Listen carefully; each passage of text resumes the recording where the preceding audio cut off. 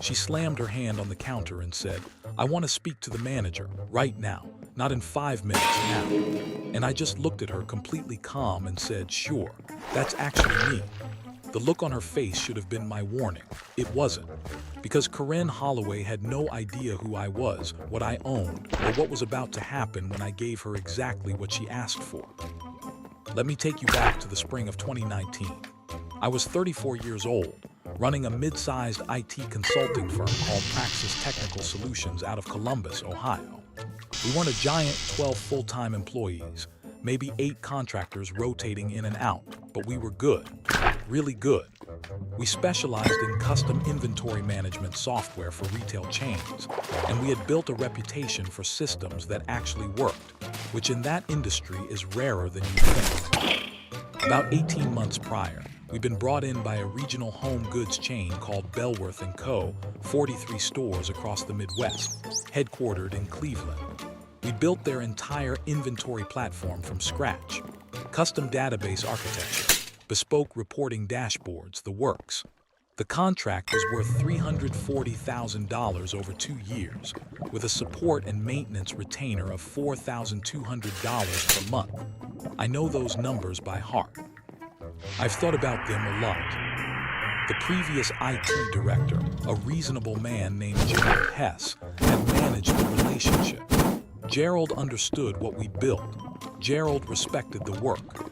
Gerald, unfortunately, had taken early retirement in February, and his replacement had arrived. Her name was Diane Kowalczyk, Director of Technology Operations, and within 3 weeks of starting, she had decided that Praxis Technical Solutions was a problem she intended to solve. The first sign was small. Diane sent an email in early March asking us to reformat all future invoices to comply with Bellworth Internal Accounting Template BF. Fine. Bureaucratic, but fine. We reformatted. The second sign was a meeting request, mandatory attendance, 45 minutes, no agenda provided. I drove up to Cleveland with my lead developer, Marcus Webb, who had personally written about 60% of the code base we built for them. We sat in a glass-walled conference room and waited 12 minutes past the scheduled start while Diane finished a call in the hallway, clearly in no hurry. When she finally sat down, she opened with this: "I've reviewed your contract, and I think there's significant redundancy in your scope. We're paying for outcomes we could get internally." Marcus glanced at me, just a flicker. "Happy to walk you through the scope in detail," I said. "The platform has some specific architecture that's worth understanding before making that assessment." She waved her hand. "I've had our internal team look at it. They say it's manageable." Her internal team was 2 help desk technicians and a junior developer fresh out of a coding boot camp. I know because I'd met them at the original implementation, but I didn't say that. I just nodded and said we'd welcome any questions. She hadn't looked up from her laptop once. That should have told me everything. 3 weeks later, I got the letter. Formal letterhead, legal language, the whole thing. Bellworth & Co. was invoking Section 14.2 of our service agreement, the early termination clause, and ending the retainer relationship effective 30 days from the date of the letter. They cited strategic realignment of technology resources. There was no mention of any performance issue, because there wasn't one. I called Diane directly. She picked up on the second ring, which surprised me. "Diane, I received the termination notice. I want to make sure we handle this properly and that the transition goes smoothly. Can we schedule time to talk through the handoff requirements?" "There's nothing to talk through," she said. "Send us the documentation by end of next week, all of it. Source code, system diagrams, database, everything. We'll take it from there. I want to make sure we're aligned on what's covered under the agreement." "Everything is covered. You built it for us, it's ours. I don't see the complication." I paused. The clock on my office wall said 2:47 p.m. I remember that specifically. "All right," I said. "I'll follow up in writing." And that was the moment I decided to comply. Completely. To the letter. to every single word of that contract she was so confident about. So that's exactly what I did. I pulled up our master service agreement with Bellworth, the original signed copy, the one Gerald Hess and I had negotiated together over 6 weeks in late 2017. I read it carefully, and then I read it again. Section 14.2, the early termination clause Diane had cited, was real. Yes, they could terminate. They owed us a 30-day notice period and one final payment of the remaining retainer balance, which at that point was $29,400. Fine. But Section 7 was also real. Section 7 covered intellectual property. Specifically, it covered a distinction that Diane, in her confidence, had apparently skipped.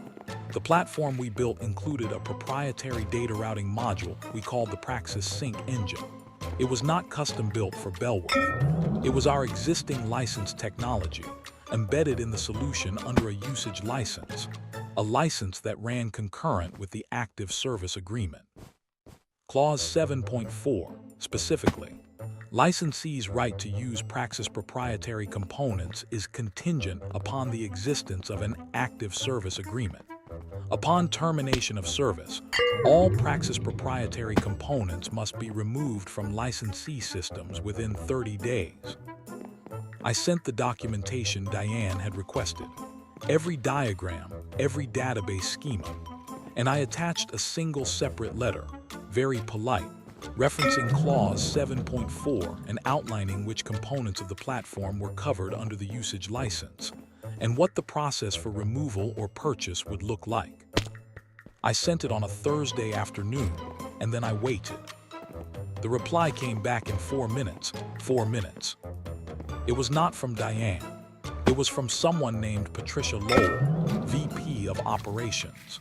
The email said they disputed the characterization of the Praxis Sync engine as proprietary, and that their legal team would be reviewing the agreement. They requested we take no further action, which was fine. I wasn't taking any action. I was just following the contract. Then their internal team tried to go live without us. This was 2 weeks into the 30-day notice period. I found out because Marcus got a frantic call from one of the Bellworth help desk guys, a kid named Tyler, who said the inventory sync had stopped updating across 11 stores and nobody could figure out why. Marcus looked at me. I told him I was sorry, but our support agreement had been terminated. He'd have to reach out through official channels. Tyler called back 20 minutes later, audibly panicking. 3 stores had no visibility into their stock levels. The weekend was coming. Bellworth did roughly $180,000 in sales on a typical weekend across those 11 locations.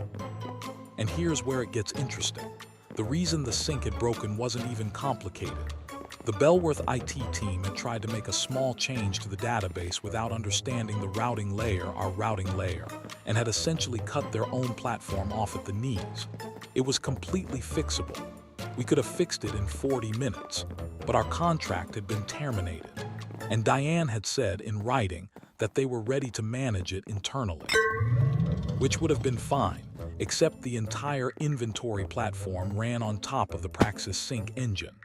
Remove or disable that module, and you don't have a patched system. You have an expensive database with no nervous system. That became clear to Patricia Lowell by Saturday morning when she called my cell phone directly. I had never spoken to Patricia before. She introduced herself very quickly and then said, "We need to find a resolution. The stores are flying blind." "I understand," I said. "I want to help. Let's talk about what that looks like." By Sunday evening, I was on a call with Patricia, their CFO, a man named Raymond Chu, and Bellworth's outside counsel. Diane was not on the call. I noticed that immediately. Marcus was with me, quietly taking notes, and he had this small smile on his face that he kept trying to hide. Raymond asked what it would take to restore full functionality. I told him there were 2 paths. Path 1, we reinstate the full service agreement at the current rate, backdated to the termination notice date, which would restore the license and the support relationship. Path 2, They purchase a permanent license for the Praxis Sync engine outright, which would require a one-time fee, and they'd still need to find their own technical support for the platform. "What's the one-time fee?" Raymond asked. $95,000, I said. Silence. "For the license only," I added helpfully. "Support would be a separate arrangement." Raymond asked for 24 hours. I said, of course. I spent that evening doing exactly nothing dramatic. I made dinner. I watched about 40 minutes of a documentary I don't remember. Marcus texted me around 9 p.m. "They're going to blink." I texted back, "I know." The call the next afternoon was brief. Patricia spoke, not Raymond. She said Bellworth would like to discuss reinstating the service agreement. I said I was open to that conversation. She asked if there was any flexibility on the backdated reinstatement. I said the contract was the contract. Those were the terms Diane had pointed me toward, and I thought it was important we all honor them fully.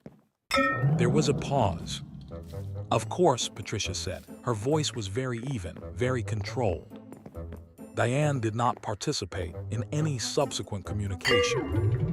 We reinstated the full agreement, backdated as specified. The 30-day termination period meant they owed the $29,400 final retainer payment, plus the reinstatement brought the contract current, adding another 14 months at $4,200 per month. That's roughly $88,200 on top of the lump sum. We also negotiated a modest increase to the monthly retainer at renewal, $4,800 per month, reflecting what Diane herself had called our strategic value in an email she had sent to Gerald Hess 18 months earlier, which Marcus had helpfully saved. The 3-day inventory crisis across 11 stores had cost Bellworth an estimated $210,000 in untracked shrinkage, missed orders, and emergency manual reconciliation. I know that number because Raymond Chu told me, unprompted, in a later call. I think he needed someone to know. Diane Kowalczyk left Bellworth & Co. 4 months later. LinkedIn said she moved on to an exciting new opportunity. I wished her well, genuinely. Gerald Hess sent me a card when he heard about it. It said, "Told you the contract was solid." He was right. It always had been. She asked to speak to the manager. Turns out she'd been arguing with him the whole time.